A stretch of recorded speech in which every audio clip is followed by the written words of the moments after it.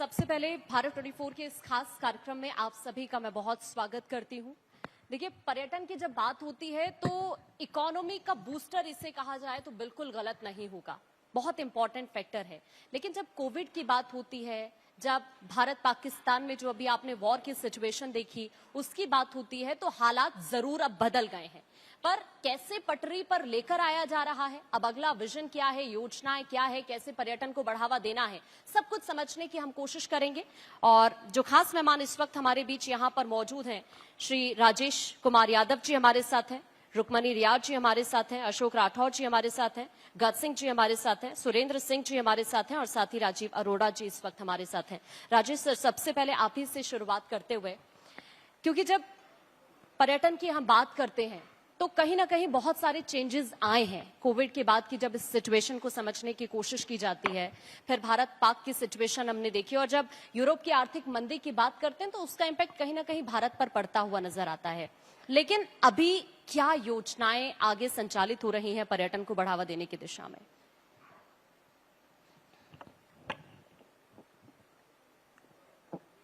राजस्थान सरकार की तरफ से जब गवर्नमेंट ने शपथ ग्रहण की और माननीय मुख्यमंत्री महोदय और माननीय उप मुख्यमंत्री महोदया दोनों की बहुत बड़ी प्रायोरिटी इस सेक्टर के लिए शुरू से रही है, और कोई ऐसा सेक्टर सरकार ने अभी नहीं छोड़ा है जिसको टच नहीं किया हो अपनी प्रायोरिटी में।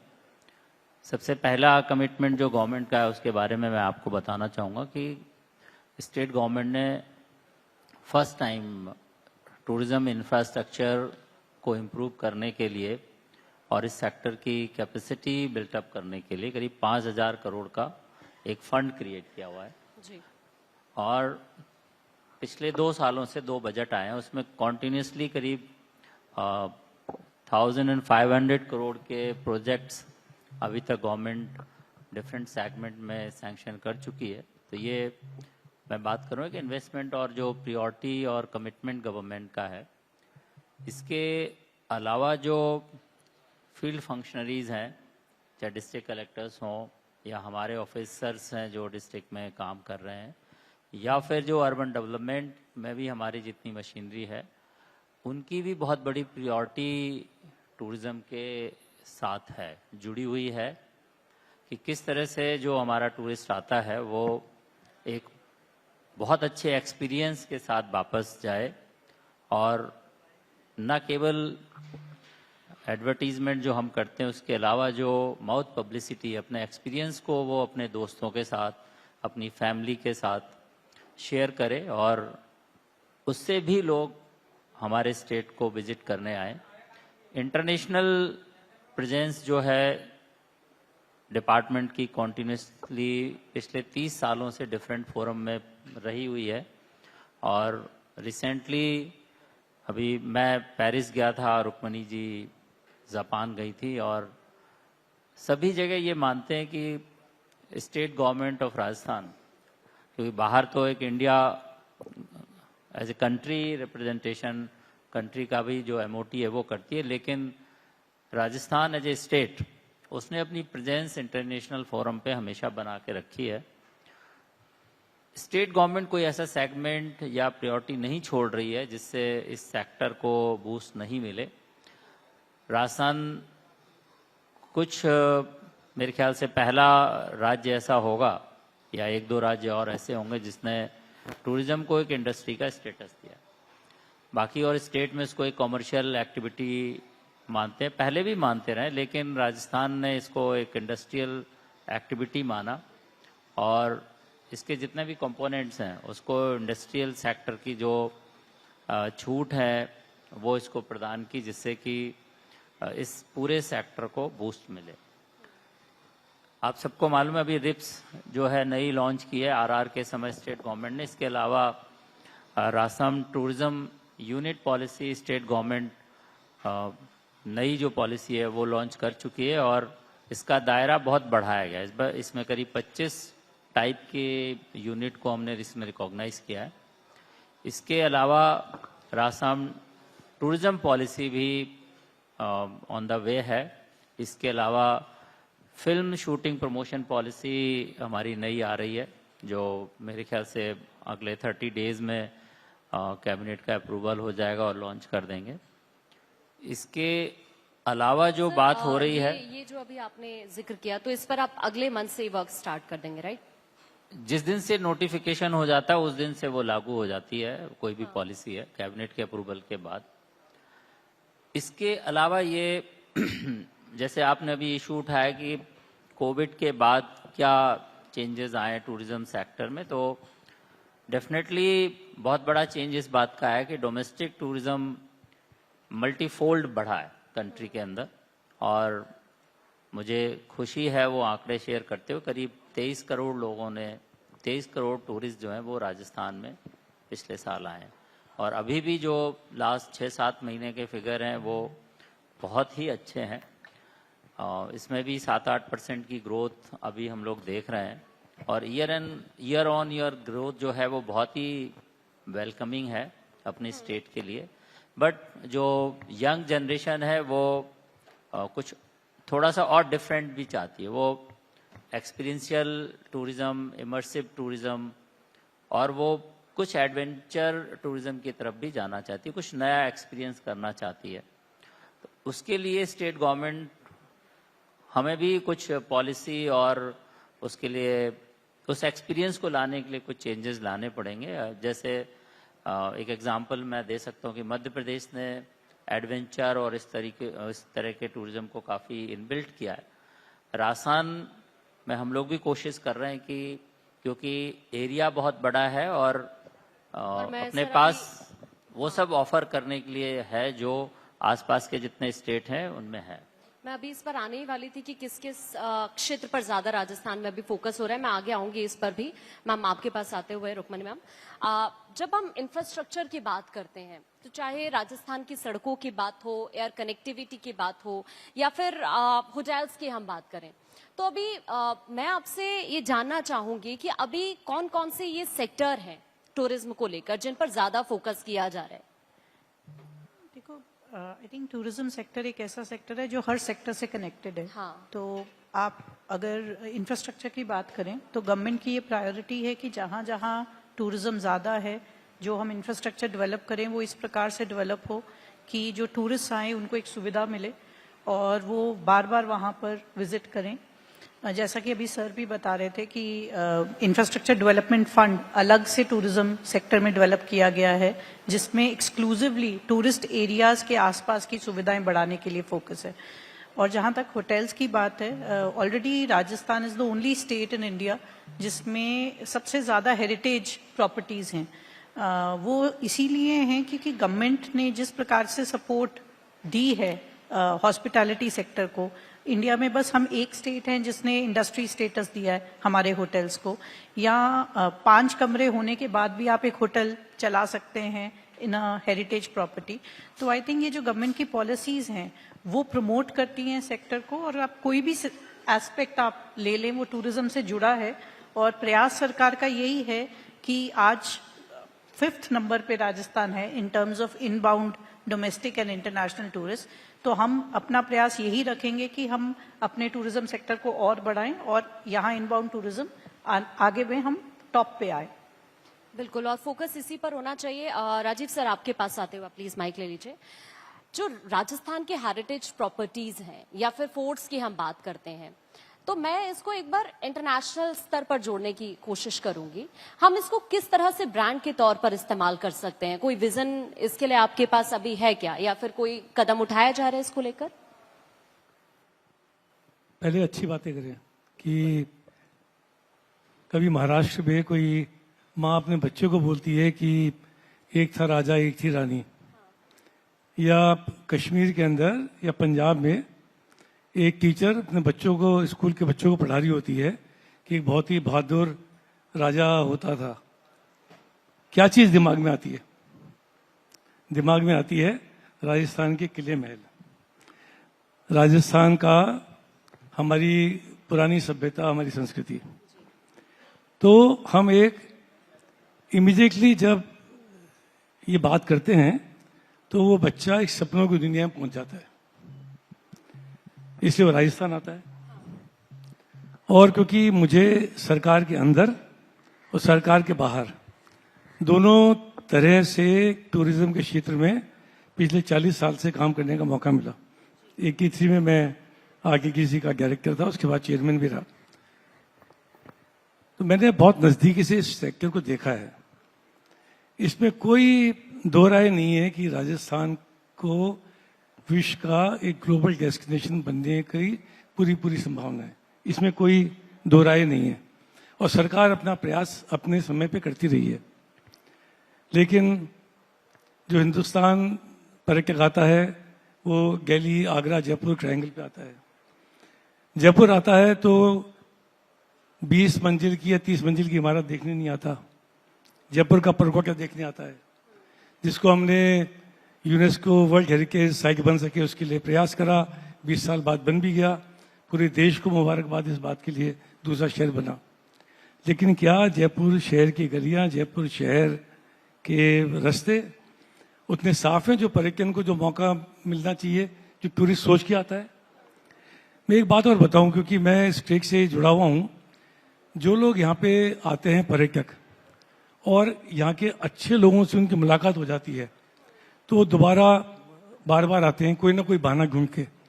कोई महल देखने, कोई वाइल्ड लाइफ देखने, कोई पर्यटन स्थल देखने, कोई बिजनेस करने। लेकिन 80-90% ऐसे होते हैं जो वापस जाने के बाद रिपीट टूरिज्म नहीं होता उनका। रिपीट टूरिज्म का मतलब ये नहीं है कि वो व्यक्ति खुद वापस आए, बल्कि वो दूसरों को भी रिकमेंड करे। हमको वो बात लेके आने की जरूरत है।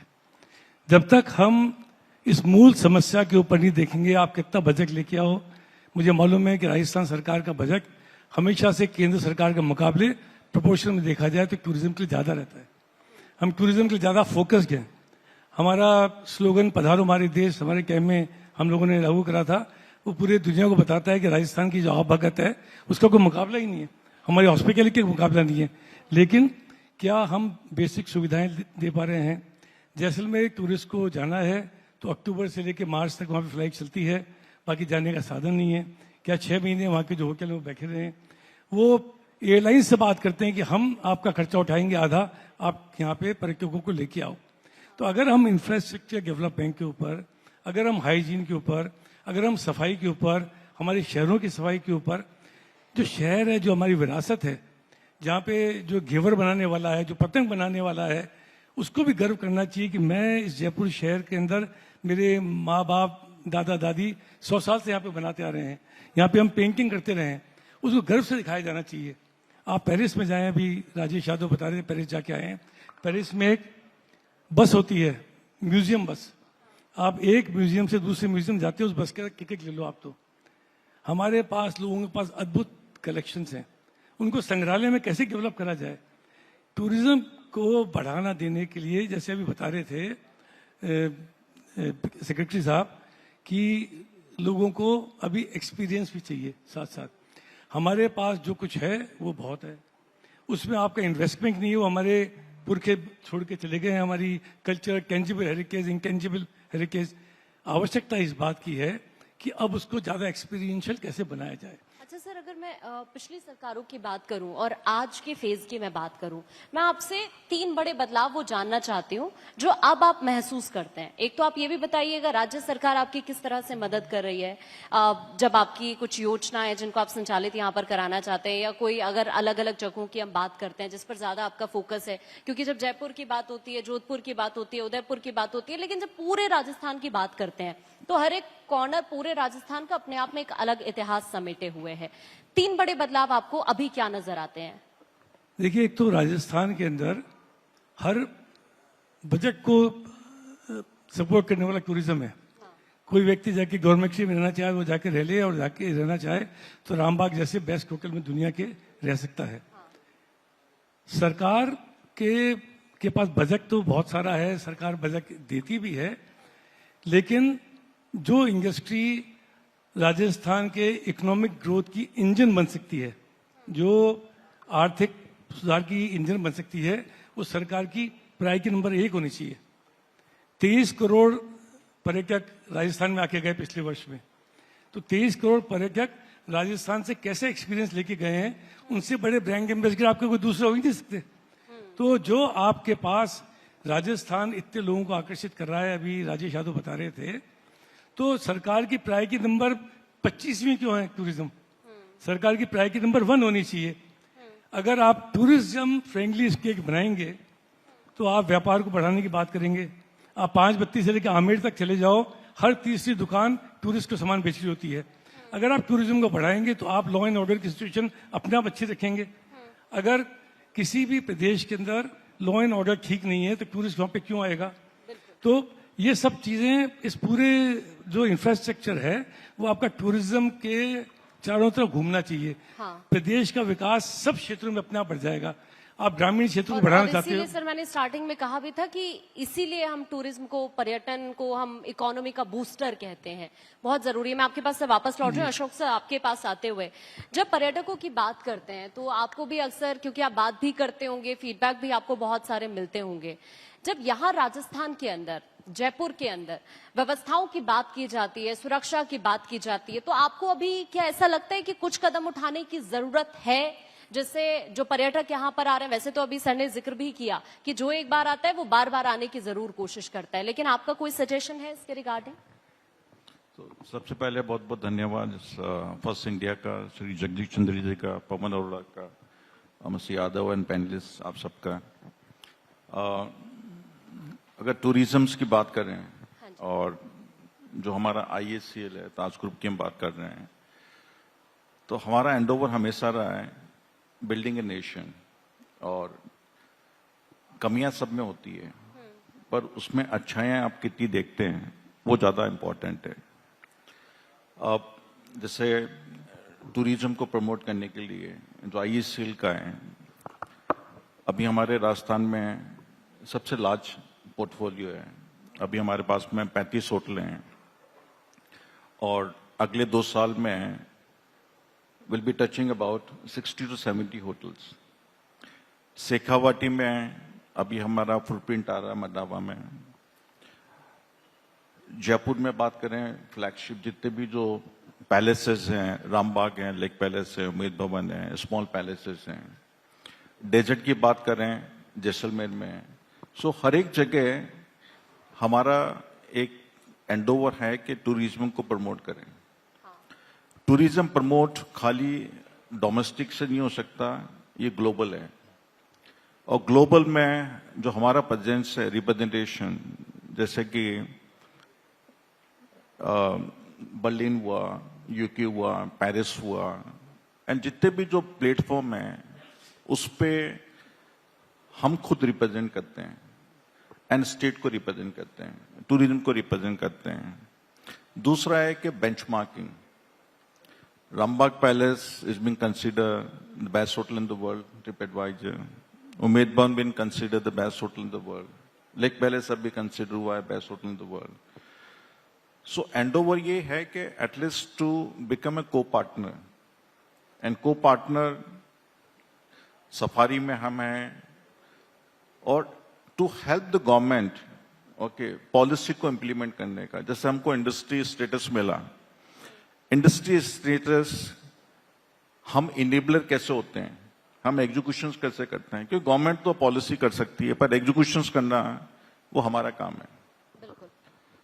तो वो चाहे सस्टेनेबिलिटी की बात करें, अभी हमने टाइड अप किया है यूनेस्को से, और जो उनका है कल्चर हेरिटेज ऑफ इंडिया, जो बहुत सारे हैं, कालबिले से लेके, ब्लॉक प्रिंटिंग से लेके, एम्प्लॉयमेंट से लेके, यूथ से लेके, वुमेन एम्पावरमेंट से लेके, flora and fauna, for everything. So endeavour ये है कि लुक फॉर जो अच्छाएं हैं उस पर ध्यान दें, बजाय कि जो चीज नहीं हुई है, क्योंकि किसको तो स्टेप लेना पड़ेगा। So that's the initiative we taking it. Thank you. बिल्कुल सर, मैं आपके पास आऊंगी अब, गज सिंह सर। अब जब राजस्थान के माहौल की बात करना बहुत जरूरी हो जाता है पर्यटन के लिहाज से, पहले के अकॉर्डिंग आज आपको कितना चेंज नजर आता है? क्योंकि जब या तो विकास योजनाओं की बात होती है, जब हम खास तौर पर बिजनेस की बात करते हैं या फिर पर्यटन की बात करते हैं, तो किसी भी राज्य का माहौल बढ़िया होना बहुत जरूरी है। ये जब माहौल की बात होती है तो ये कितना इंपॉर्टेंट आपको नजर आता है और इसका कितना फायदा आपको मिलता हुआ इकोनॉमी के लिहाज से पर्यटन के लिहाज से समझ आता है? Thank you Bharat 24 and first India, आप लोगों ने हमें यहाँ बुलाया और जो subject how to make Rajasthan a global destination, इसके बारे में, तो सबसे पहले मैं ये बताना चाहूँगा, मोटी मोटी बात यह है कि ग्लोबल डेस्टिनेशन बनाने के लिए हमारे को 3 महत्वपूर्ण चीज़ों की ज़रूरत होती है। नंबर 1 है इंफ्रास्ट्रक्चर, नंबर 2 कनेक्टिविटी, और नंबर 3 ग्लोबल मार्केटिंग। तो जब इंफ्रास्ट्रक्चर की जरूरत है, सबसे पहले वही चीज है, उसमें जो हम देख रहे हैं कि हमारे पास में आज के दिन में कहने के लिए 2 इंटरनेशनल एयरपोर्ट हैं। जहां तक इंटरनेशनल एयरपोर्ट का सवाल है, जयपुर इंटरनेशनल एयरपोर्ट हो या से जोधपुर हो या उदयपुर हो, इन एयरपोर्ट्स के अंदर जो हम आज के दिन में हमारे पास में जो फ्लाइट्स, इंटरनेशनल फ्लाइट जो आ रही हैं, वो मिडल ईस्ट से आ रही हैं या साउथ ईस्ट से आ रही है। तो जरूरत क्या है, हमारे पास में जो एक्चुअल में लेजर टूरिस्ट आने का, वो यूरोप से आएगा या अमेरिका से आएगा, उससे कोई डायरेक्ट फ्लाइट तो है ही नहीं इंडिया राजस्थान के लिए। तो उसकी सबसे पहले जरूरत है कि हम किस प्रकार से, एयरपोर्ट भी एक ही है इंटरनेशनल, एक ही एयरपोर्ट है, 2 भी नहीं है। तो जहां तक इसका सवाल है कैसे इसको किया जाए, जो पिछले कोविड से पहले की जो सिचुएशन थी उसके अंदर कुछ लॉबीज थी, दिल्ली की लॉबीज थी, जिसमें वहाँ की टूरिज्म लॉबी समझ लो, होटल लॉबी, वहाँ की जो हैंडीक्राफ्ट शोरूम लॉबी, और इन लोगों ने राजस्थान में फ्लाइट्स को आने के लिए रोका। हमें उसके ऊपर काम करना होगा कि हमारे डायरेक्ट फ्लाइट्स राजस्थान में लैंड करे, यूरोप से हो, अमेरिका से हो। एक सबसे जरूरी तो वो चीज है। दूसरी है हमारी कनेक्टिविटी।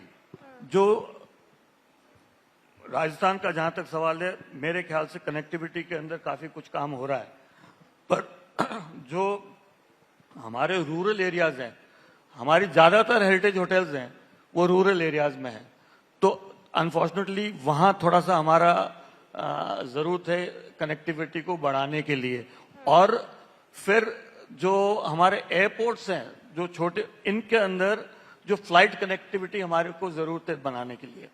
जब तक हमारी फ्लाइट कनेक्टिविटीज डोमेस्टिक फ्रॉम से जयपुर टू जैसलमेर हुआ, जयपुर जोधपुर हुई, जोधपुर उदयपुर हुई, इन जयपुर बीकानेर, जब तक ये कनेक्टिविटी हमारी डेवलप नहीं होगी, हम ग्लोबल डेस्टिनेशन की तरफ थोड़ा नुकसान होगा। तो तीसरा सबसे इंपॉर्टेंट चीज जो है, जहां राजेश जी और रुक्मिणी जी काफी प्रयास कर रहे हैं, जो हमारी ग्लोबल मार्केटिंग का सवाल है, Rajasthan is working on it and माहौल बन रहा है, उसमें कोई डाउट नहीं है। बट हमारे पास डाइवर्सिटी काफी है, अलग अलग तरह के प्रोडक्ट्स हैं, वो ग्लोबल डेस्टिनेशन बनाने के लिए राजस्थान आइडियल है। तो ये 2-3 चीजों की जरूरत है, ये हो जाता है तो राजस्थान जरूर ग्लोबल डेस्टिनेशन बनेगा। सुरेंद्र सर, आपके पास आते हुए, सर की बात से आप एग्री करते हैं? ये तीनों पॉइंट्स जिसमें इंफ्रास्ट्रक्चर है, एयर कनेक्टिविटी की बात की उन्होंने, ग्लोबल मार्केटिंग की बात की। अभी सर ने भी कहा कि हाँ ठीक है, आईजे एयरपोर्ट के अलावा जरूरत है कि इंटरनेशनल जो फ्लाइट्स है वो सीधा जयपुर में या फिर राजस्थान में लैंड करे, तो शायद हमें आगे जब पर्यटन सेक्टर को बढ़ावा देने में बहुत ज्यादा मदद मिलेगी। एग्री करते हैं आप? जी एग्री करता हूं। और सबसे पहले आपने मुझे जब प्रश्न ही कर लिया, तो मैं यहाँ सबसे पहले भारत 24 को और फर्स्ट इंडिया को बहुत बहुत मुबारक और शुभकामनाएं देना चाहूंगा कि जिस प्रकार से दोनों पर्यटन को लेके चिंतित हैं।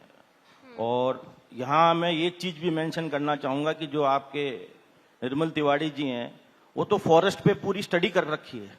वाइल्ड लाइफ के कोई टाइगर हो, उसके कौन सी नानी है, उसकी कौन दादी है, कौन बच्चा है, मतलब ही इज ग्रेट। एंड मतलब it's really very nice to when we talk to him, तो he is totally into it. Now coming to the point, मैं एक ही चीज कहना चाहूंगा, राजस्थान देखने की जगह नहीं है, राजस्थान जीने की जगह है। आप किस प्रकार से राजस्थान को देखते हैं, आप किस प्रकार से राजस्थान को देखते हैं। हम बात करें एयरपोर्ट की, हम बात करें इंफ्रास्ट्रक्चर की, जयपुर कभी भी इंफ्रास्ट्रक्चर को लेके, उदयपुर, जोधपुर, कभी भी ये नहीं लगा था कि यहाँ पे इंफ्रास्ट्रक्चर को तुरंत करने की जरूरत है।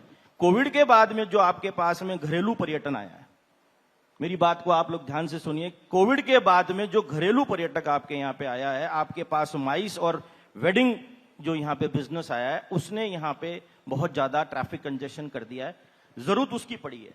जिस वक्त जयपुर को बसाया गया था, जिसने भी बसाया, उनको नहीं पता था कि यहाँ पे इस तरीके की पर्यटक आएंगे। समय लगेगा, सरकार इस चीज को समझ रही है। यकायक नहीं हो सकता, क्योंकि इंफ्रास्ट्रक्चर को हमें डेवलप करने के लिए यहाँ का जो सुंदरता है, यहाँ का जो कैरेक्टर है, हमें उसको भी बरकरार रखना है। तो ये चीजों में थोड़ा समय लगेगा, सरकार काम कर रही है। जैसे अभी राठौड़ साहब ने कहा, रामबाग के इतने सारे ब्रांचेस आ रहे हैं, जगह जगह होटलें आ रही हैं, तो ये राजस्थान पर्यटन की नीति है। आज राजस्थान के अंदर जो पर्यटन इकाइयां फूल रही है, 1600 MOU हमारे हुए हैं टूरिज्म के अंदर, लगभग 1.50 लाख करोड़ का निवेश यहाँ सरकार करा रही है, और लगभग 2 लाख एम्प्लॉयमेंट यहाँ सरकार सर कराएगी। इसी पे क्वेश्चन मैं आपसे कर लेती हूँ। राजेश सर, आपसे क्वेश्चन कर लेती हूँ। ये जो अभी एमओयूज का सर ने जिक्र किया है, ग्राउंडिंग अभी कितनी हुई है? ग्राउंडिंग करीब 6000 करोड़ से ज़्यादा की हो चुकी है।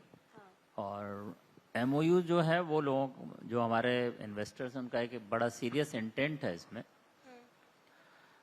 जो राठौड़ साहब और गज सिंह जी ने अभी बात की, उस पर वो थोड़ा सा मैं कहना चाहूँगा। जो नए सेगमेंट आ रहे हैं अभी एक्सपीरियंशियल टूरिज्म के, वो काफ़ी हमारे जो नए यंगस्टर्स हैं, टूरिस्ट हैं, वो म्यूज़ियम टूरिज्म की तरफ काफ़ी ज़्यादा जा रहे हैं। और स्टेट गवर्नमेंट इसमें काफ़ी कमिटेड है। हम लोग जितने भी हमारे म्यूज़ियम्स हैं उनको बड़ा करने के लिए, उनका इंफ्रास्ट्रक्चर मजबूत करने के लिए काम कर रहे हैं। और मैं आप सबके साथ शेयर करना चाहूँगा कि राजस्थान के पास अभी भी जो हमने डिस्प्ले कर रखे हैं, उसके अलावा भी 3.5 लाख आर्टिफैक्ट्स हमारे पास अभी भी हैं। तो ये ज़रूरी है कि देश और दुनिया के सामने वो सारी चीज़ें एक अच्छे तरीके से लेके आई जाएं और उनको लोगों को बताया जाए that we have much bigger story to tell everyone. जो इंडस्ट्री है वो हाथ से हाथ मिलाकर गवर्नमेंट के साथ लगातार चल रही है। और जैसे राठौड़ साहब ने कहा, करीब 35 प्रोजेक्ट्स इनके यूनिट ताज के चल रहे हैं। और ऐसा कोई ग्रुप अभी मेरे ख्याल से नहीं है जो राजस्थान में जिसकी प्रेजेंस नहीं है, या अगले 6 महीने या साल भर के अंदर वो लोग इन प्रोसेस हैं उनके। तो होटल्स के कंस्ट्रक्शन चल रहे हैं और वो 1 आध साल के अंदर वो ऑपरेशंस में आ जाएंगे। गवर्नमेंट का रोल बड़ा क्रिटिकल है, क्योंकि ये सेक्टर ऐसा है जहाँ पर जो इंडिविजुअल होटल ओनर्स है या प्राइवेट सेक्टर है, वो भी हैंड्स ऑन चलता है। गवर्नमेंट पॉलिसी, इंफ्रास्ट्रक्चर और जो मार्केटिंग है उस सेगमेंट को लेकर हमारे प्राइवेट सेक्टर को हेल्प करती है। डायरेक्ट होटल बिजनेस में मेरे ख्याल से पूरे देश में जितनी भी टूरिज्म डेवलपमेंट कॉरपोरेशंस थी, वो धीरे धीरे अपने आप को उससे विड्रॉ कर रही हैं और प्राइवेट सेक्टर के साथ ही चल रही हैं। तो सबसे बड़ा जो रोल है वो, उसको अगर हम बात करते हैं तो 80-20 के बीच में हम डिवाइड कर सकते हैं। 80% रोल जो है वो हमारे प्राइवेट सेक्टर का है, 20% रोल गवर्नमेंट का है, जो मैंने अभी बताया कि पॉलिसी, इंफ्रास्ट्रक्चर, एडवर्टीजमेंट, उसको लेकर गवर्नमेंट सपोर्ट करती है। और राजस्थान पिछले 30 साल से, और ज़्यादा भी कह सकते हैं, मतलब 85 ऑनवर्ड्स अगर अपन बात करें तो टूरिज्म 1985 से यहाँ पर बहुत ही प्रियोरिटी का सेक्टर पूरे स्टेट में रहा है और सभी गवर्नमेंट ने इसको लगातार प्रियोरिटी दी है और पुश दिया है। अच्छा सर, जब ओडीओपी की हम बात करते हैं, क्योंकि टूरिज्म सेक्टर की जब बात होती है तो ओडीओपी भी हम नहीं भूल सकते, ये कितना इंपॉर्टेंट अभी आपको नजर आता है? क्योंकि जब देश के अलग अलग हिस्सों की हम बात करते हैं तो पूरे देश के अंदर ही कोशिश हो रही है कि ओडीओपी को बढ़ावा मिले। अभी यहाँ पर ये जो फैक्टर है, ये कितना कारगर साबित होता है, वो टूरिज्म के लिहाज से समझ आ रहा है आपको? ओडीओपी का जो आपने अभी मेंशन किया है, डेफिनेटली ऑनरेबल प्राइम मिनिस्टर ने और हमारे ऑनरेबल चीफ मिनिस्टर साहब ने इसको टेकअप किया हुआ है। और एक हर डिस्ट्रिक्ट को किसी न किसी चीज़ में एक स्पेशल पहचान दी जाए, चाहे वहाँ का कोई स्पेशल प्रोडक्ट हो सकता है, कोई स्पोर्ट्स हो सकता है, उसी की मिलती जुलती स्टेट गवर्नमेंट ने एक पंच गौरव करके स्कीम लॉन्च की है, जिसमें 5 कोई भी सेक्टर और चीज़ें चुननी है जो उस डिस्ट्रिक्ट के लिए इम्पोर्टेंट है। उसमें एक टूरिस्ट डेस्टिनेशन भी है कि उस ज़िले का टूरिस्ट डेस्टिनेशन क्या हो सकता है आज की तारीख में वो उतना पॉपुलर नहीं हो, उसको कैसे पॉपुलर बनाया जाए, उस डिस्ट्रिक्ट का क्या मेन प्रोडक्ट हो सकता है और उस डिस्ट्रिक्ट का क्या प्लांट है उसको भी कैसे प्रोटेक्ट किया जाए, बढ़ाया जाए। इस तरह से पंच गौरव स्टेट गवर्नमेंट ने उसको लेके आगे बढ़ा रहे हैं। ऑफ कोर्स उसमें ओडीओपी इसके अंदर एक तरीके से कवर हो रहा है, एक स्पोर्ट्स भी लिया हुआ। अगर अपन बात करें जैसे भरतपुर है या श्री गंगानगर, हर डिस्ट्रिक्ट का कोई ना कोई एक स्पोर्ट को भी उसमें चूज किया गया है। तो स्टेट गवर्नमेंट ने थोड़ा उसका दायरा थोड़ा और बढ़ाया है, एक प्रोडक्ट्स के बियॉन्ड थोड़ा सा और बढ़ा रखा है, और मेरे ख्याल से इससे हर डिस्ट्रिक्ट को एक नई पहचान मिलेगी। इसके अलावा मेरे स्तर पर भी जितने भी डिस्ट्रिक्ट कलेक्टर्स हैं उनको 2-3 महीने पहले भी हमने इंस्ट्रक्शन दिए कि आपको अपने डिस्ट्रिक्ट के नए डेस्टिनेशन एक नहीं मतलब बहुत सारा रूट या ट्रैक आपको चूज करिए, जिससे कि जो हमारे टूरिस्ट आते हैं उसको एक नया एक्सपीरियंस उस डिस्ट्रिक्ट में दिया जाए। और ज़रूरी है कि जो टूरिज़्म अभी हमारा 10-12 जिलों तक सीमित हम उसको मानते हैं, उसको किस तरीके से 41 डिस्ट्रिक्ट्स तक उसको एक्सपेंड किया जाए, यानी इसी पर अभी फोकस किया जा रहा है। मैम आपके पास आते हुए मैं आपसे समझना चाहूंगी टॉप 3 इनोवेटिव आइडियाज आपके पास इस वक्त क्या है, क्योंकि जब ग्लोबल डेस्टिनेशन की हम बात करते हैं तो ये जरूर आपसे सभी लोग जो इस वक्त यहाँ पर मौजूद हैं या जो भी आपको सुन रहा है वो जरूर जानना चाहता है आने वाले 5 सालों को लेकर। आई थिंक टूरिज्म सेक्टर एक ऐसा सेक्टर है जिसमें गवर्नमेंट उसी राह पे चलती है जिस राह पे पब्लिक सेक्टर हमें बताता है कि उनको प्रायोरिटी है या उस रास्ते पे चलने से हमारी ग्रोथ होगी। तो हमारी जो डिपार्टमेंट की प्रायोरिटीज़ हैं they are set by the private sector जिसके साथ हम काम कर रहे हैं। तो जैसा कि सेक्रेटरी सर ने भी बताया, आई थिंक फर्स्ट थिंग जो हम काम कर रहे हैं वो ये है कि हमारा जो इंफ्रास्ट्रक्चर है हम उसको किस प्रकार से डेवलप इस तरीके से करें कि जहां पर ज़्यादा पब्लिक का फोकस है या ज़्यादा पर्यटन आता है वहां पर हम as per the need of the time हम अपने इंफ्रास्ट्रक्चर को और एक्सपैंड कर लें। दूसरी चीज़ जिसके ऊपर हम फोकस कर रहे हैं वो पोस्ट कोविड आप देखेंगे कि डोमेस्टिक टूरिज्म सिग्निफिकेंटली इंक्रीज हुआ है। डोमेस्टिक के अंदर रिलीजियस टूरिज्म जो है वो सिग्निफिकेंटली इंक्रीज हुआ है। तो उस प्रकार से अगर आप बजट को भी देखेंगे तो लॉट ऑफ फोकस जो है इस टाइम पे दिया गया है कि रिलीजियस जो हमारी साइट्स हैं वहाँ पे जो पर्यटक आ रहे हैं उनको बेसिक सुविधाएं मिलें और वो एक कंफर्टेबली अपने दर्शन कर सकें और वो कर सकें। थर्ड थिंग आई थिंक जो डोमेस्टिक और इंटरनेशनल टूरिज्म है राजस्थान में वो फोकस्ड है ऑन पर्टिकुलर पॉइंट्स जो ओवरबर्डनड है। जयपुर हो गया, उदयपुर हो गया, जैसलमेर है। तो the focus of the government is also to explore explored destinations कि हमारे यहाँ पे जो हमारे रूरल एरिया है या हमारे नॉन टूरिस्ट डिस्ट्रिक्ट्स जो हैं वहाँ पर भी बहुत ऐसी चीज़ें हैं जो टूरिज्म के हिसाब से करने के लिए हैं। तो जैसे बांसवाड़ा है, बांसवाड़ा में बहुत पोटेंशियल है टूरिज्म के ग्रो करने के लिए। जो लोग उदयपुर आते हैं उनको कैसे हम एक पूरा एक सर्किट डेवलप करके दे दें जिससे इसमें कौन कौन से इलाके आप शामिल कर रहे हैं बांसवाड़ा के अलावा?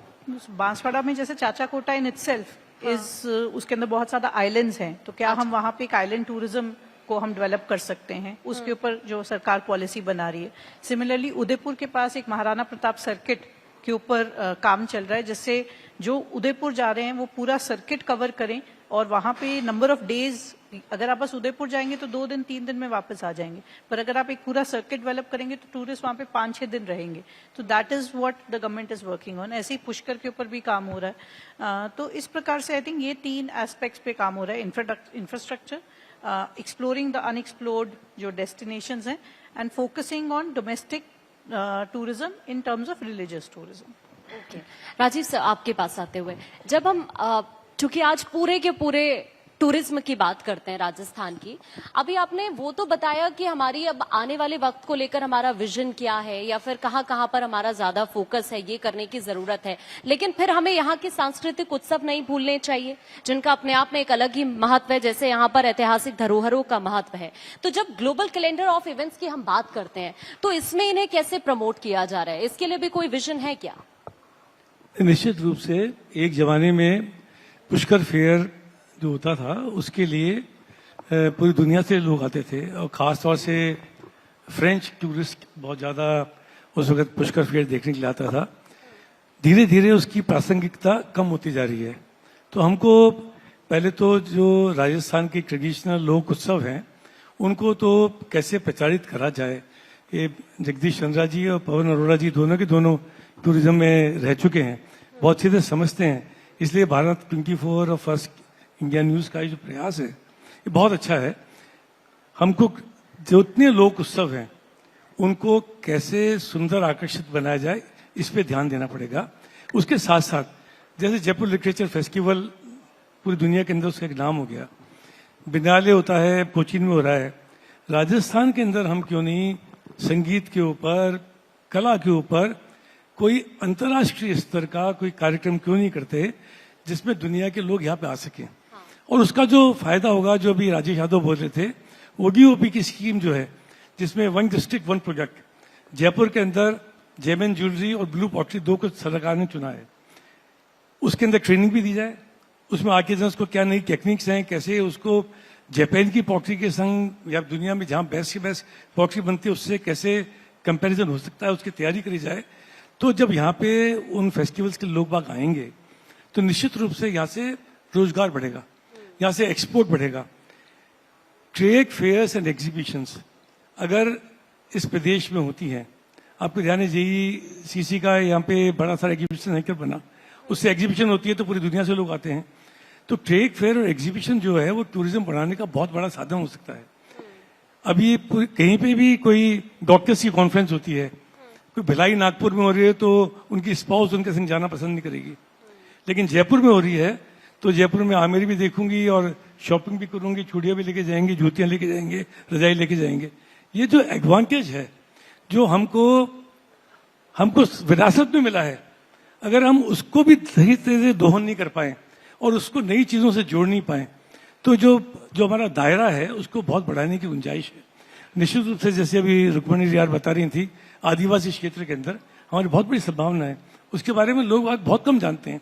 राजस्थान एकमात्र प्रदेश है जहाँ पे डेजर्ट है, जहाँ पे झीलें हैं, आप देखते हैं माउंट आबू और उदयपुर आप देखते हैं, जहाँ पे धार्मिक टूरिज्म है, ख्वाजा साहब की दरगाह है, श्रीनाथ जी के दर्शन होते हैं, उस वालों का ओसिया है।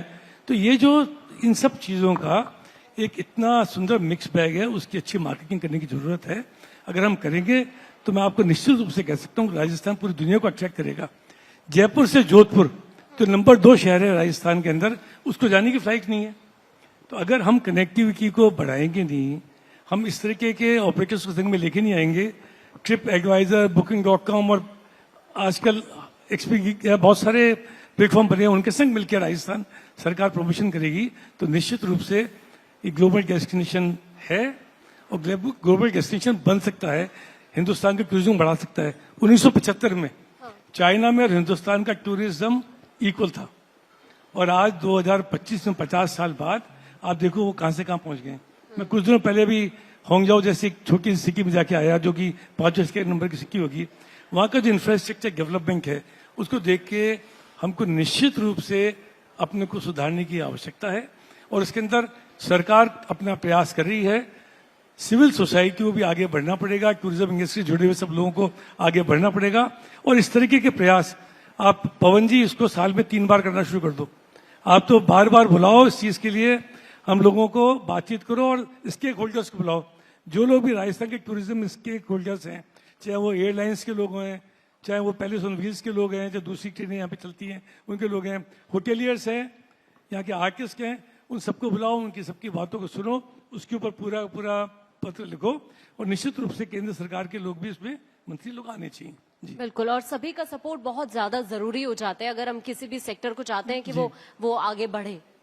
सर मैं आपके पास 360 degree thinking about tourism is required. वो बिल्कुल important है. बिल्कुल सर, और इसीलिए तो हमने ये कार्यक्रम रखा है कि सभी के सजेशन पता होना चाहिए। सरकार तो अपनी तरफ से कदम उठा रही है, लेकिन सभी का सपोर्ट भी जरूरी है। सुरेंद्र सर, आपके पास आते हुए, अभी सर ने स्टेक होल्डर्स की बात की, तो राज्य सरकार स्टेक होल्डर्स की जब हम बात करते हैं तो मैं आपसे समझने की कोशिश करूंगी कि दोनों के बीच साझेदारी को कैसे और मजबूत किया जा सकता है। कोई सजेशन इसके रिगार्डिंग आपके पास? नहीं, राज्य सरकार ने जो आप अभी बात कर रहे हैं स्टेक होल्डर्स की, जो अभी राइजिंग में उसकी बात कर रहे हैं, हाँ। तो उसमें राजस्थान सरकार ने ऑलरेडी नोडल एजेंसीज बनाई हुई हैं, चाहे वो किसी भी क्षेत्र की हो, और उनको टास्क दे रखा है। SSOID है, उससे आपकी फाइल मॉनिटर हो रही है। इसके साथ साथ मैं ये एक चीज कहना चाहूंगा कि जो भी निवेशक हैं उनको भी अपनी जो भी फाइल पुटअप करते हैं उनको भी उसको पूरी तरीके से जांच के और समझ के भरें, तो वो जल्दी प्रोसेस हो जाएगी।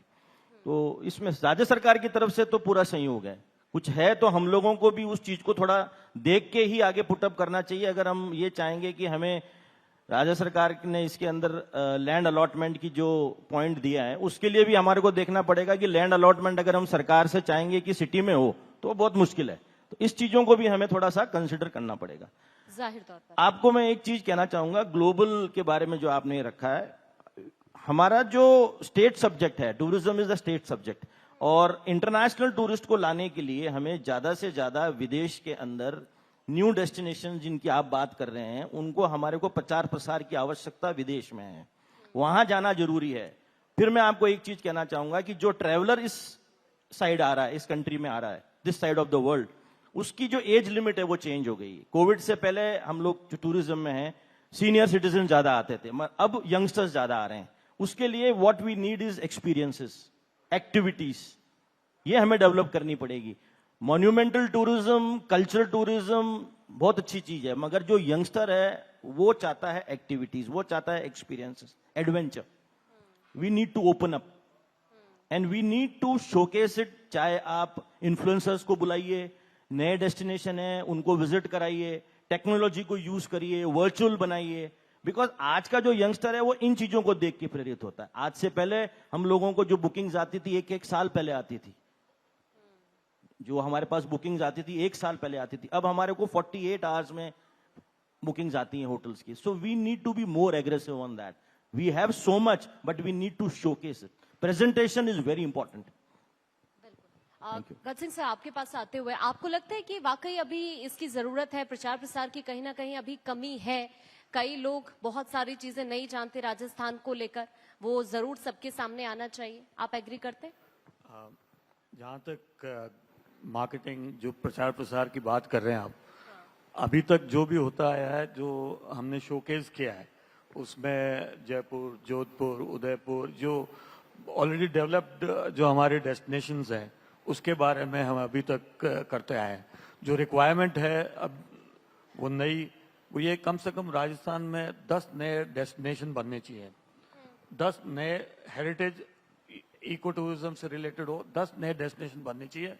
और जो हमारे रूरल एरियाज में ज्यादा है, उन डेस्टिनेशंस के बारे में हमारे को सोचना चाहिए और उनके बारे में हमें मार्केटिंग करनी चाहिए। वहाँ इंफ्रास्ट्रक्चर की जरूरत है, वो हम डेवलप करें, और उनकी कनेक्टिविटी की जरूरत है, वो डेवलप करें हम। तो this is what is required. बिल्कुल सर, आपके पास आते हुए आपने अभी जिक्र किया, और जब भी कोई राजस्थान जाने की बात करता है तो रामबाग सबसे पहले सभी के जहन में जरूर आता है। तो आप, क्योंकि पूरे प्रदेश के अंदर आप एक अभिन्न अंग जरूर है जब टूरिज्म सेक्टर की हम बात करते हैं, तो जैसा अभी सर ने भी कहा कि कहीं ना कहीं थोड़ा सा जरूरत है मार्केटिंग पर और ज्यादा फोकस किया जाए। आपको फीडबैक में मिलता होगा अलग अलग जगहों से, आपको अभी कुछ ऐसा लगता है कि कुछ कमियां हैं, या फिर कोई ऐसी बात जो आप जरूर शेयर करना चाहें जिस पर फोकस करने की जरूरत है? पहले मैं before I come this answer, तो एक जैसे हम बात कर रहे थे कनेक्टिविटी की, हाँ जी, to having a more airport. See, we need to understand, जो जितने भी एयरलाइंस हैं वो भी बिजनेस में, हम भी बिजनेस में। अब जैसलमेर में जब तक होटल नहीं आएगी, कोई एयरलाइंस नहीं आएगी, हम बैठ के बात कर सकते हैं। हमारा एंडोवर है कि टू ऐड मोर इन्वेंट्री, ऐसी जगह वो कंपेल हो वहां पे अपने आप को फ्लाइट लाने के लिए। तो अगर खाली हम बोलें कि अगर गवर्नमेंट लाएगी एयरलाइंस, गवर्नमेंट नहीं ला सकती, क्योंकि एयरलाइंस है, अगर उसकी सीटें खाली होगी तो कौन लेके आएगा? कोई नहीं लेके आएगा. सो that's the point one. Second thing is, मतलब एक Rajasthan itself is the big brand and it has reached, मतलब Rajasthan is being considered as a premium destination. ये चीपर नहीं है. इंडिया में अगर हम देखेंगे मोस्ट एक्सपेंसिव होटल अगर डेस्टिनेशन है, दैट इज राजस्थान. तो आपका ऑलरेडी इट इज मार्केटिंग तो है, जब भी तो प्रीमियम हुआ. अगर मार्केटिंग नहीं होता तो प्रीमियम कैसे होता है? दूसरी बात है कि टूरिस्ट की अगर हम बात करें हमारे अगर ताज का, तो हम वी डोंट सी सीजनल. वो season off season that is gone.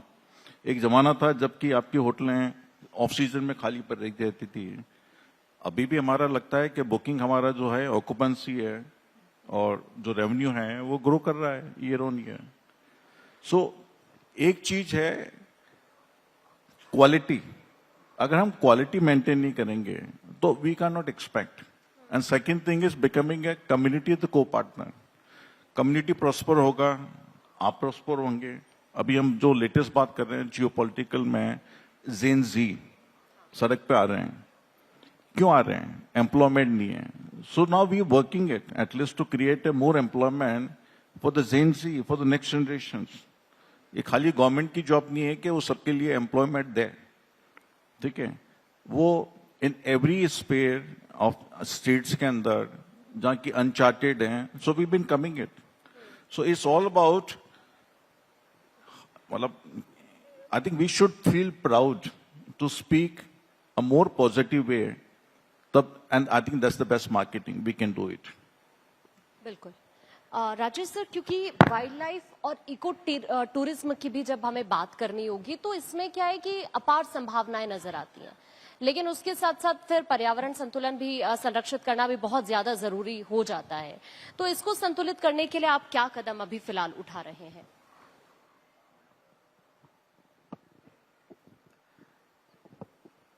एक वर्ड है रिस्पॉन्सिबल टूरिज्म. एक्चुअली केवल वाइल्ड लाइफ या नेशनल पार्क्स या अपने और जो टाइगर रिजर्व हैं या बर्ड सैंक्चुरीज उन तक ही सीमित नहीं है. एक्चुअली रिस्पॉन्सिबल टूरिज्म आपके गांव के अंदर जो यूनिट है उसके लिए भी उतना ज़रूरी है.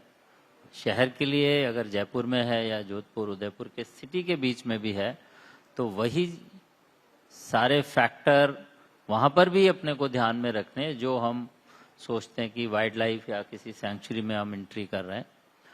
तो रिस्पॉन्सिबल टूरिज्म एक एसेंस है टूरिज्म का.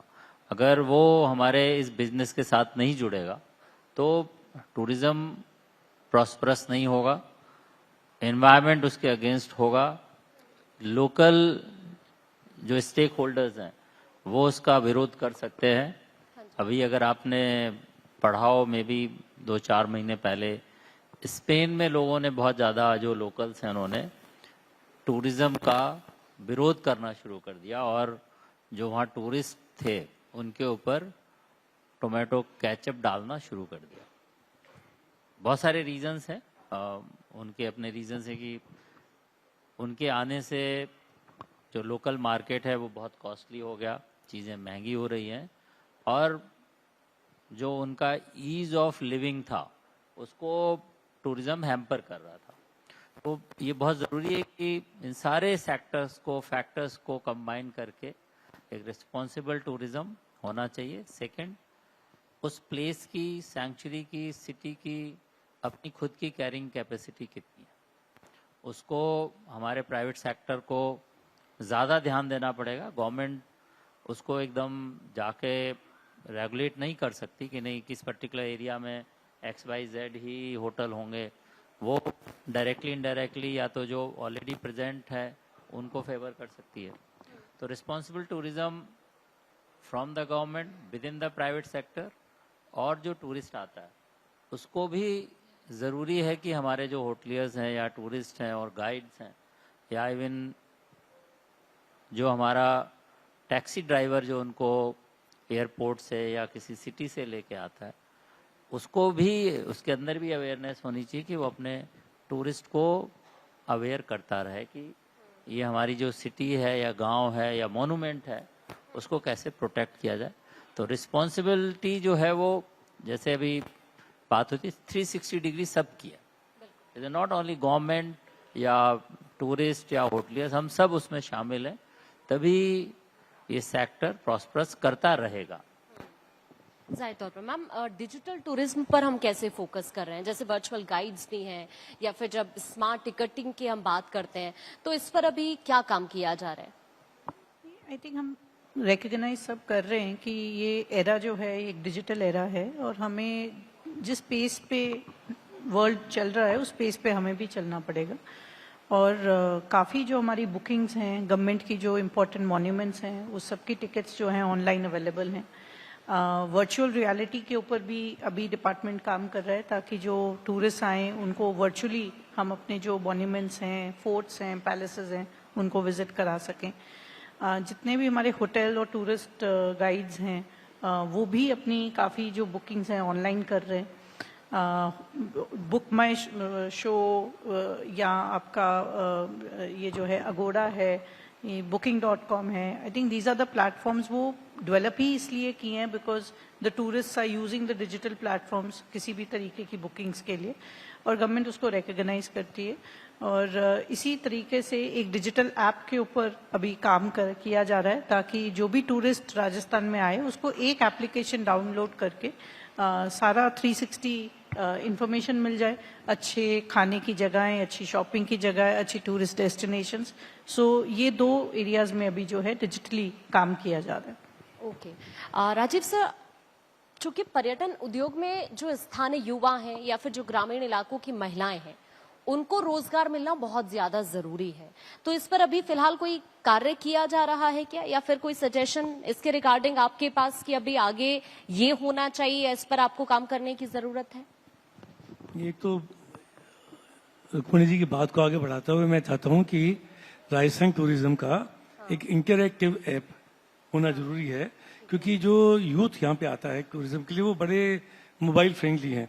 उनको मालूम होना चाहिए कि रियल टाइम मुझे मालूम पड़े कितनी दूर पहुंचना है, कहाँ अच्छा रेस्टोरेंट है, वेदर रहेगा कि नहीं, खराब होगा कि नहीं होगा, आगे मुझे कोई कनेक्टिविटी मिलेगी कि नहीं मिलेगी।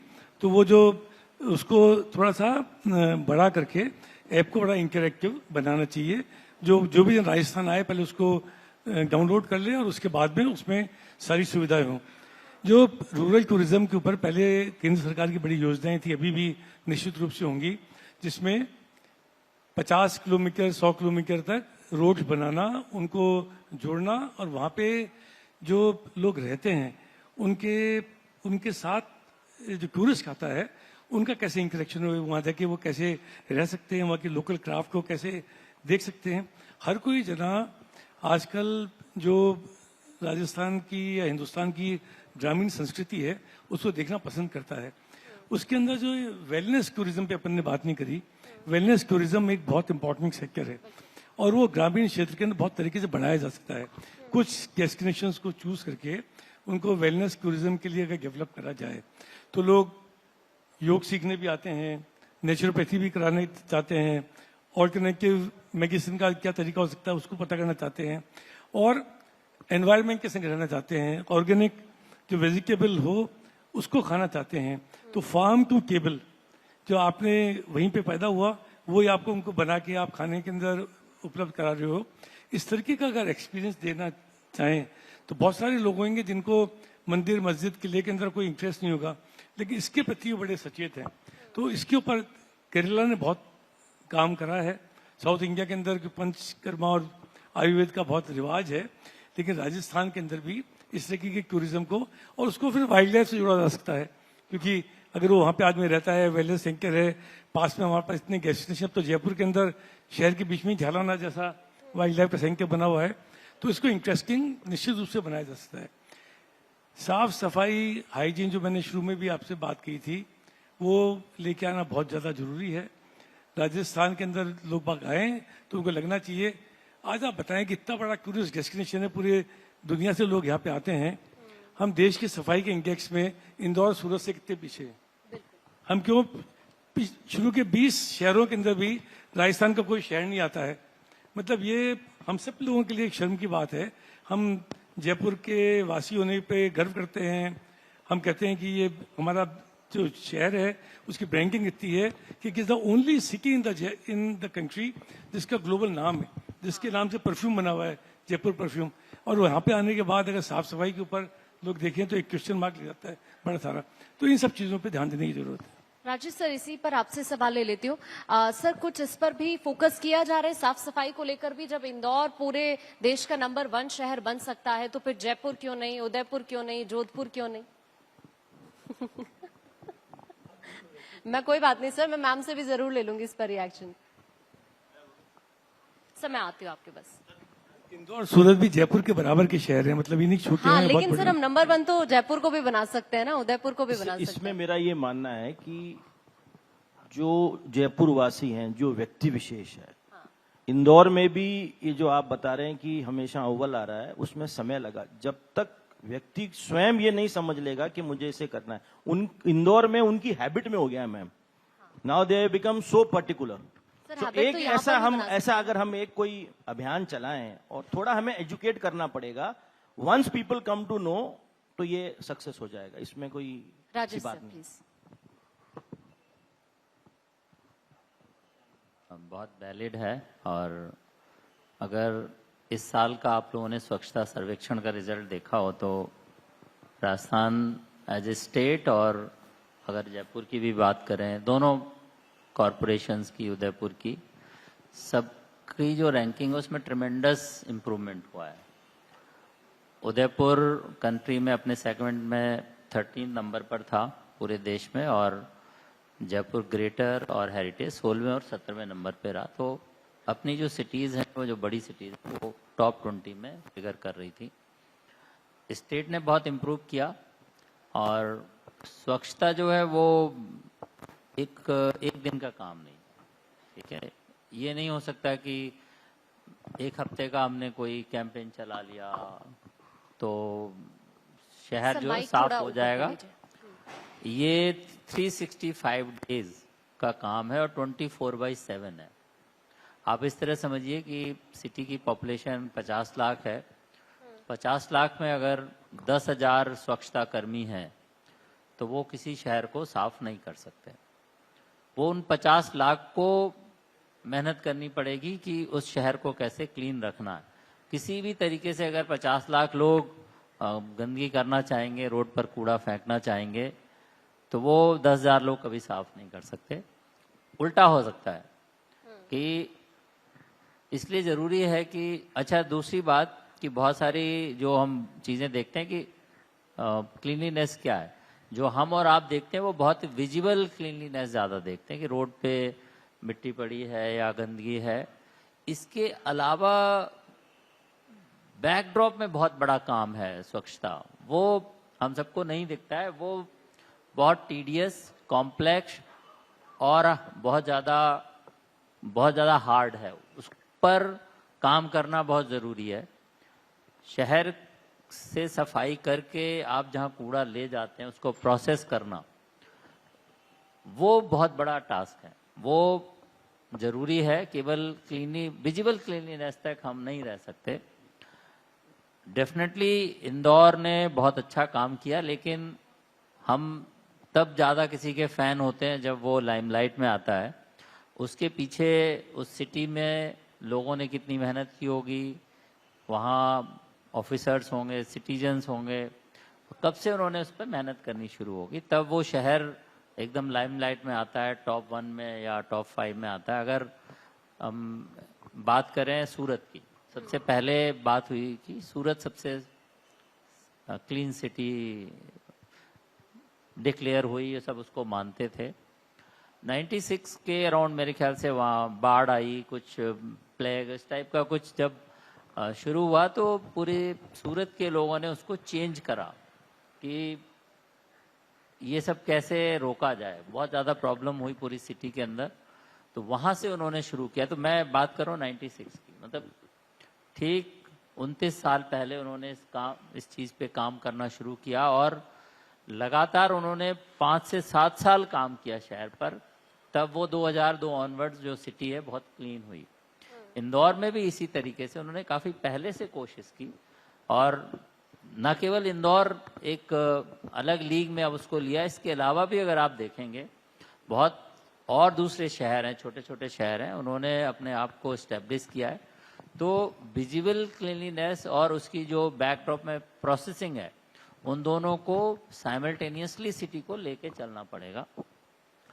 उदयपुर, जयपुर अपनी तरफ से बहुत मेहनत कर रहे हैं। हर सिटी की अपनी एक कल्चर है, कॉम्प्लेक्सिटीज़ हैं, उनको बियर करते हुए कैसे आगे बढ़ा जाए वो चैलेंज हम सब के सामने। मैं एक्स LSG सेक्रेटरी ये नहीं कह सकता कि बहुत अच्छा काम हुआ था, वी वर एक्सेलेंट, बट मैं ये कह सकता हूँ कि we are on right track.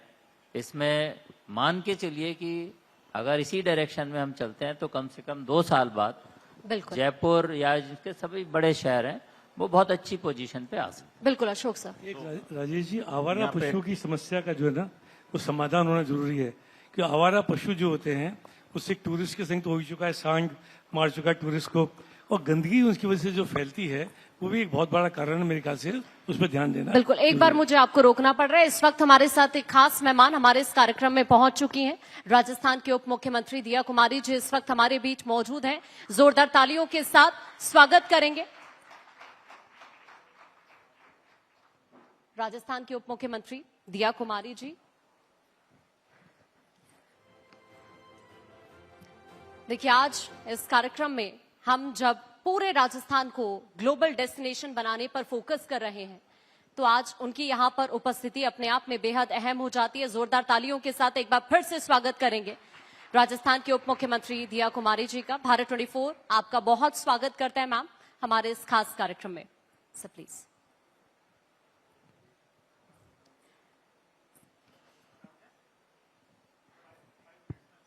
Sure sir. Ashok sir, panel को आगे बढ़ाएंगे प्लीज, आप अपनी बात कंटिन्यू करें। So I fully agree for cleanness पे, हाँ जी। और हम सब जगह नहीं कर सकते, but my only thing is that at least जो मोनूमेंट हैं, जो फोर्ट्स हैं, वो थोड़ा हमको ये फीडबैक काफ़ी आता है गेस्ट का। और जब best of the hotel in world में रुकते हैं and when they go to, तो एक सिंपल से जो वॉशरूम्स हैं, एक क्लीनेस है, और मेरे को लगता है कि इसमें अगर पब्लिक प्राइवेट पार्टनरशिप भी अगर government encourage, so we willing to participate. बिल्कुल। क्योंकि हर चीज का एक सॉल्यूशन नहीं हो सकता, बट अगर हो सकता है तो at least we can also come forward. So that's only thing, ये जो फीडबैक है कॉन्स्टेंटली आता है, उस पर काम कर सकते हैं। जाहिर तौर पर मैम, लास्ट रिएक्शन आपसे। मैं यही कहना चाहूँगी कि जब हम स्वच्छता सर्वेक्षण की बात करते हैं तो बिकॉज सर के डायरेक्शन में मुझे 1.5 साल उस सेक्टर में काम करने का मौका मिला, तो हमने देखा कि लाइक सर सेड कि विजिबल क्लीनलीनेस एक एस्पेक्ट है, वेस्ट प्रोसेसिंग उसका एक बहुत सिग्निफिकेंट एस्पेक्ट है। अगर आप स्वच्छता सर्वेक्षण देखो तो ये करीब 6000 पॉइंटर्स के ऊपर आपकी मार्किंग होती है through government of India, out of which visible cleanliness जो है वो ओनली 1500 मार्क्स हैं। बिल्कुल। और जो बाकी सारे उसके बिंदु हैं वो सब आपकी प्रोसेसिंग आप कितनी अच्छी करते हैं उसके ऊपर है। जयपुर ने पिछले 2 साल में बहुत अच्छा काम किया प्रोसेसिंग में। देखिए, हमारे यहाँ पे वेस्ट टू एनर्जी प्लांट जो है वो स्टार्ट हो गया।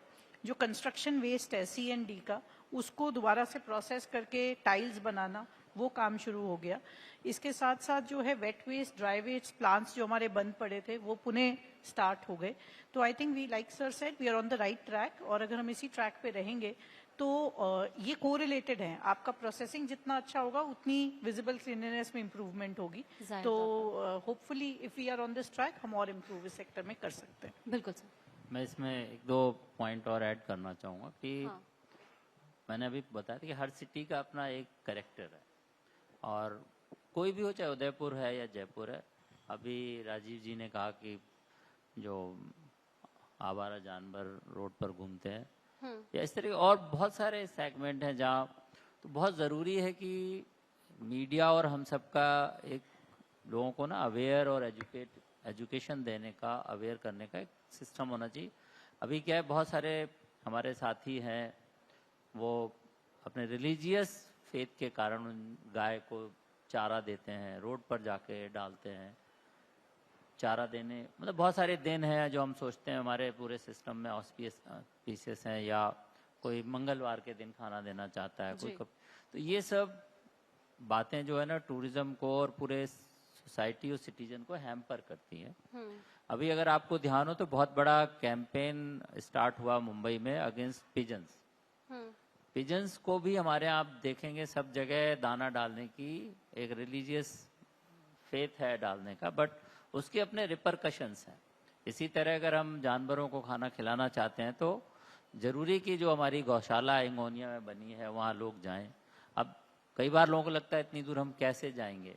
हाँ। आसपास के गांव के जो जानवर हैं वो आपके सिटी की तरफ आते हैं, तो मेरा निवेदन यही कि सबसे ही है, आप भी उसमें बहुत इम्पोर्टेंट फैक्टर हैं कि ये एजुकेट किया जाए कि जो एनिमल है वो आप अपने पास रखिए, अगर नहीं रख सकते हैं तो अप्रोप्रिएट प्लेसेस बनी हुई हैं बिल्कुल, उसकी, और इसीलिए और वहाँ उसको देना चाहिए। हाँ। कॉन्टिन्यूसली अगर दूसरे लोग उसको फॉलो नहीं करते हैं तो सिस्टम की अपनी कैपेसिटी है, एक लिमिट है उसको हैंडल करने की।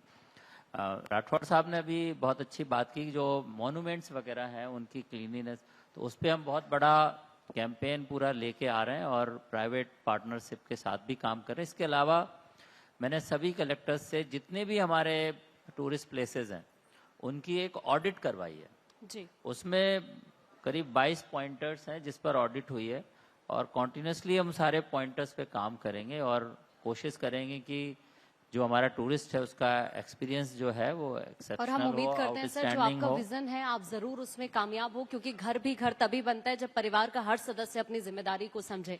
बहुत बहुत शुक्रिया आप सभी का।